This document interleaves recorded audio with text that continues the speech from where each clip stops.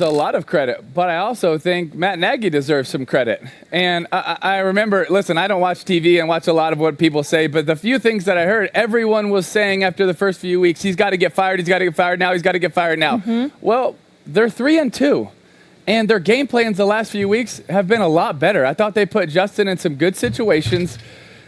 They didn't ask too much of him. Like, if we're going to criticize someone so much for when it doesn't go well, then on the other side, when it does, I think you have to get praise. And I think Matt Nagy deserves some praise. He hasn't asked too much of him. He's put him in some pretty good situations, and they're 3-2. And that's with their schedule, that's a pretty good place to be when you're playing a rookie quarterback, when you're figuring out a lot of different things offensively. I think he deserves some credit. Oh, come on. Look, I'm not giving Matt Nagy that much credit. I'm going to tell you who I'm going to give the credit to. You know who I'm going to give the most, other than Justin Fields, because obviously being a rookie and going out there and doing that, I give him a lot of credit. You know who else I'm going to give credit to, Tim Tebow?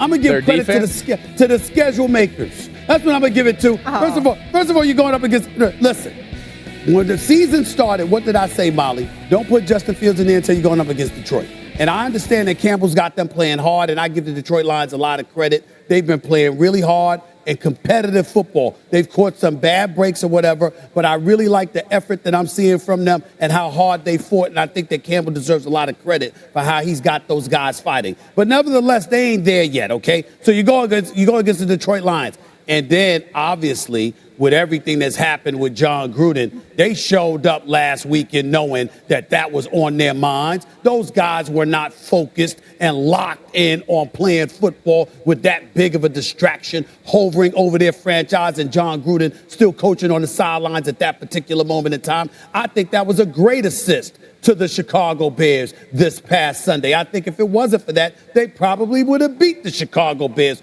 to be quite honest with you. And that's something not just me, but you got all of these NFL aficionados all over the place, Tim, talking about Raiders weren't themselves. Look at them. They clearly had this stuff on their mind. It was a huge distraction. They weren't there. And in a game of football, you got to be all in each and every Sunday to have a shot. You can't afford to take days off. Maybe it was a distraction. Sorry, Molly. Maybe it was a distraction. Go ahead. Go ahead. Maybe it was a distraction, but then you also have to look at the rest of the leaders on the team and saying, hey, this is when they have to step up. This is a Derek Carr moment. This is all those guys that have to step up. But we were just talking about the Ravens.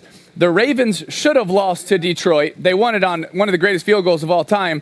Okay. And they lost to the Raiders. So if you're going to give the Ravens that much credit, why do you not give the Bears that much credit? Right? When the Bears beat both of those teams, but the Ravens lost to one of them and should have lost to both of them. But because it doesn't add up.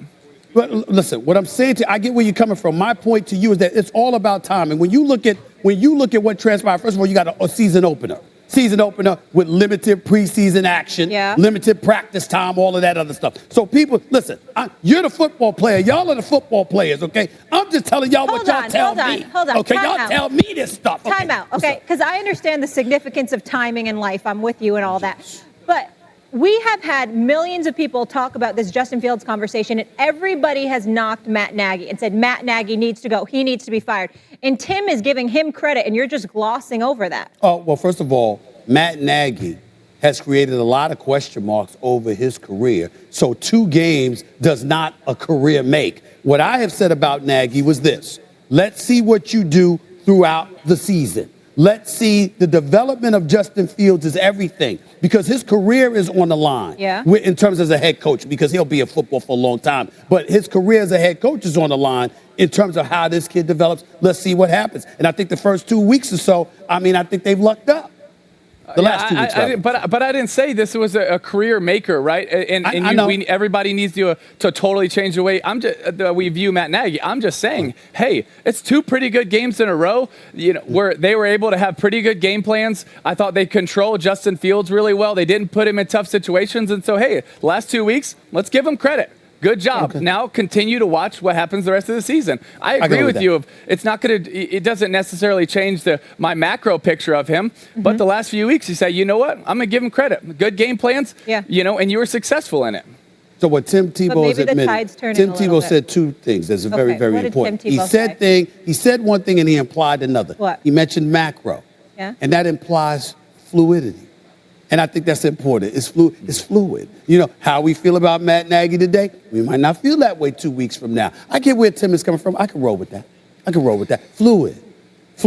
It's all fluid. Or consistency, that Fluid. it always It's comes fluid. back to It's Stephen fluid. A. It does. Death, taxes, and Stephen A's agenda, always. Yeah. Can they make the playoffs, yes or no? One word. Chicago? Yeah. No. Tim? Too hard. No. Okay. Still He to agrees come with me. here on First. Back to you again.